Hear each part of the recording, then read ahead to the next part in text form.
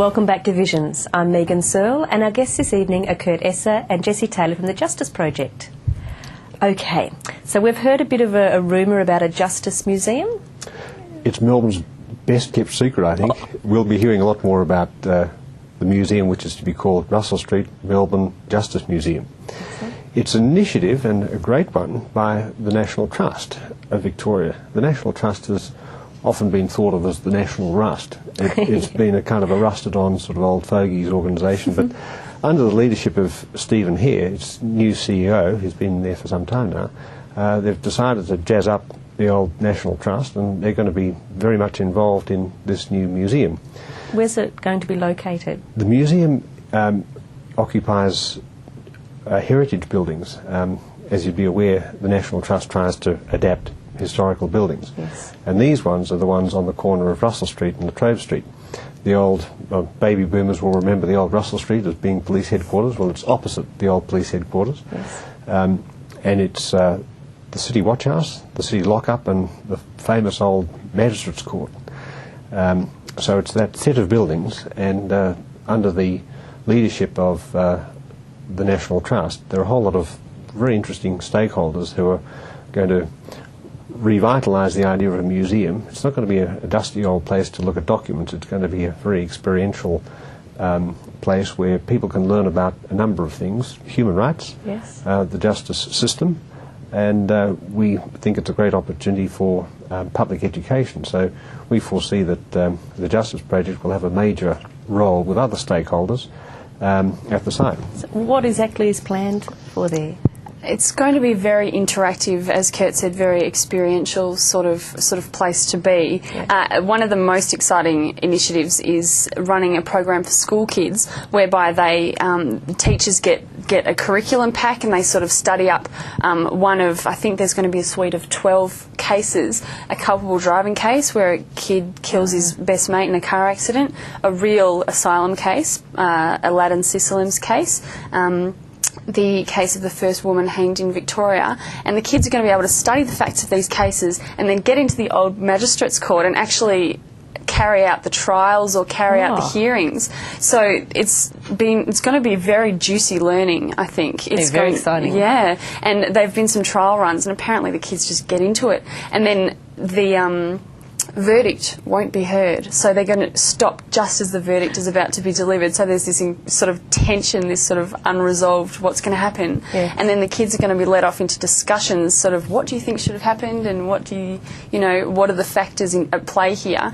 And it's really going to encourage kids to think about issues of even things like sentencing, criminal culpability and responsibility, and human rights, Australia's international laws, the functioning of courts and laws, and all of this kind of stuff, but obviously in a way that's very the opposite of dry and boring. Yeah, exactly. Actually, it's good too, because as they go through it, it's when, well, again, what we've been talking about, things we take for granted will be highlighted as, well, actually they're not law or they're not in legislation. That's it's purely just what we think is the case. This document, for example, is quite emphatic. It says that it's the rights and responsibilities. And one of the things that we at the Justice Project would like to emphasise in our role there is civic responsibilities and what it means, for example, to be an Australian. It's all right to say that as a Victorian we have all these rights, but we would like to explore, and we think this museum is the place to do it, what our responsibilities are. Yes. We'd like to focus, for example, on our responsibility to cast our vote effectively and in a way which informs politicians about what we really want. The last thing that anyone wants to see in Australia is a donkey vote, or people misunderstanding what the political process is. So, which happens too often. It happens much too often. There's a lot of myth busting that we'd like to see demystified about the voting process. You might recall from the last election we had this enormous, quite ferocious looking Senate ticket, which it's very, very difficult to understand. I mean, even someone who has looked at it very carefully, and I'm a lawyer, it's not all that easy for just ordinary people to understand. And we think that with the museum's emphasis on things such as the rule of law, citizenship, and the proper role of law in society, there's a great opportunity for doing some public education, community education about things such as voting, about human rights, and about our soon-to-be enacted charter. Yeah, exactly. Well, it's obviously an incredibly exciting thing. You have a lot of volunteers who work for your organisation. What role do you see the volunteers playing in the future? And if people are wanting to get involved, are they going to be specifically trained for their roles in the organisation? Well, this is your big chance. Well, Megan, if we can persuade you to be one of our facilitators, we might have... Very excited to. we might have struck gold. We will be looking for a range of people to do a range of different tasks. We expect to have quite an important and public profile at the Justice Museum, and we'll be training people, we'll be training facilitators. And Jess was talking about the way in which facilitators will try to draw out aspects and themes of the plays and demonstrations that they've seen in the Magistrates' Court. Yes. Well, we'll be wanting to train people to do that. Now, you're going to be talking about quite a lot of volume of school children going through, so you're going to need a lot of people to help out too, who are going to be passionate about the cause. Get onto the website, Yeah. www.thejusticeproject.com.au.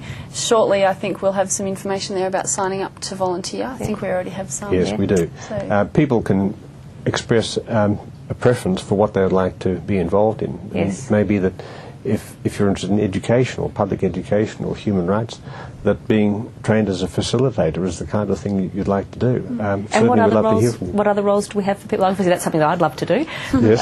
What other roles do you have for people there? Well, we expect to be generally involved statewide in presenting the message about the Charter of Rights, about the rule of law, about citizenship, demystifying elections. Yes. So that we'll have a role for people who are drivers, we'll have a role for people who want to help actually at the site, for example, perhaps in Warrnambool. Yeah. sign up and we will use the skills that you We have. just need people, lots of people who are very passionate and want to help out. That's Quite right. so. That's yes. great. Well, thank you both so much for joining us No again worries. on Visions, and I hope we've been some help. I know I'm very passionate about it. You've been watching Visions. I'm Megan Searle, and our guests this evening were Kurt Esser and Jessie Taylor from the Justice Project. We'll see you next week.